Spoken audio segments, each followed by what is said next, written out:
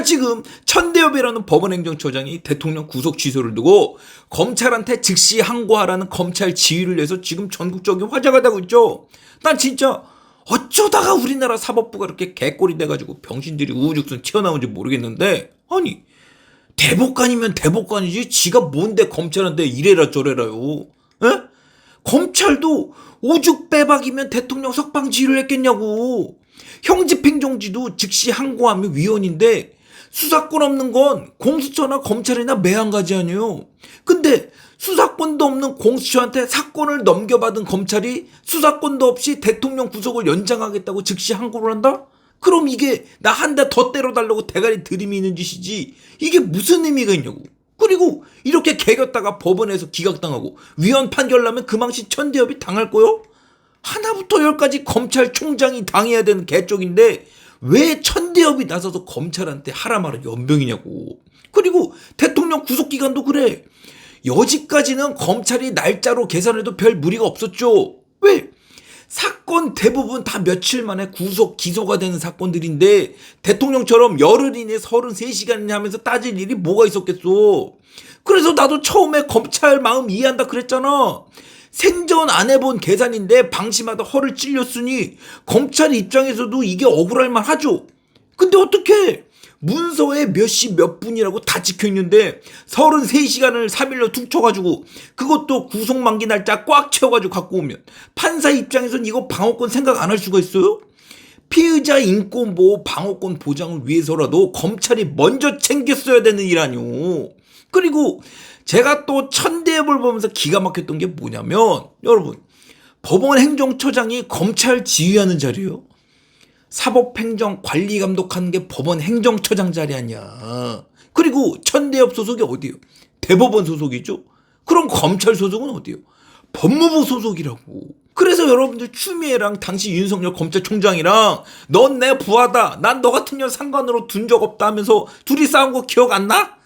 지금 행정상으로 검찰이 법무부 소속이라고. 근데 천대엽 얘는 왜 지 분수도 모르고 검찰한테 감나라 배나라면서 오만 시건방을 다 떨고 있냐고. 그리고 지기현 판사 판결도 말이요. 법원 행정처장이면 행정이나 관리를 잘 할 것이지.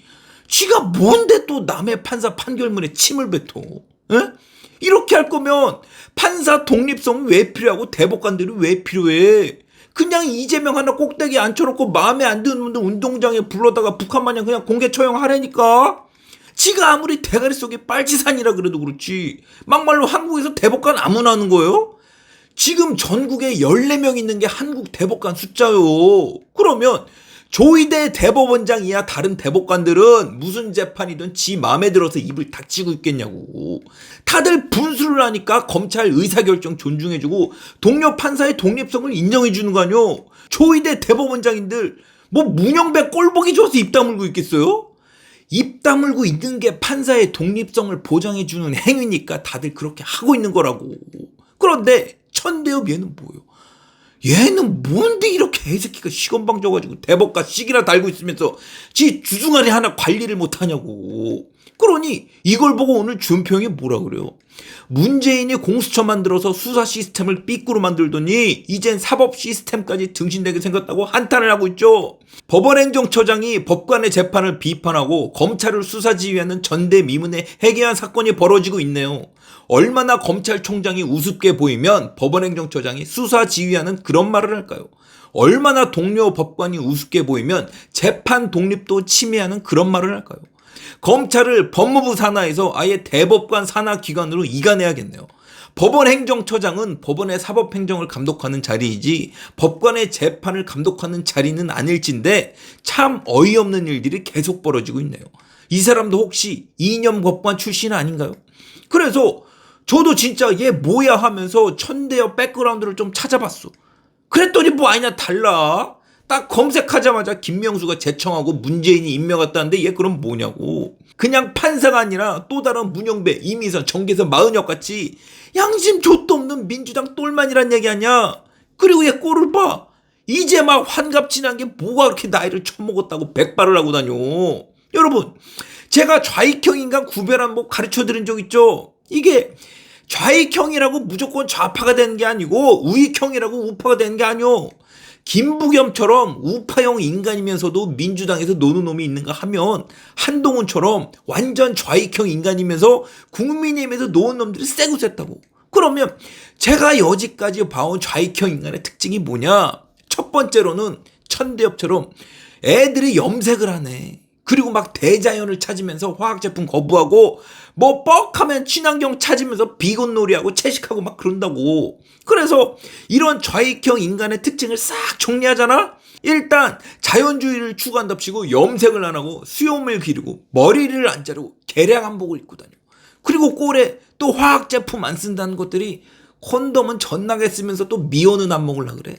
그리고 얘들이 인간의 본성을 부정하다 보니까 또 채식을 한다고.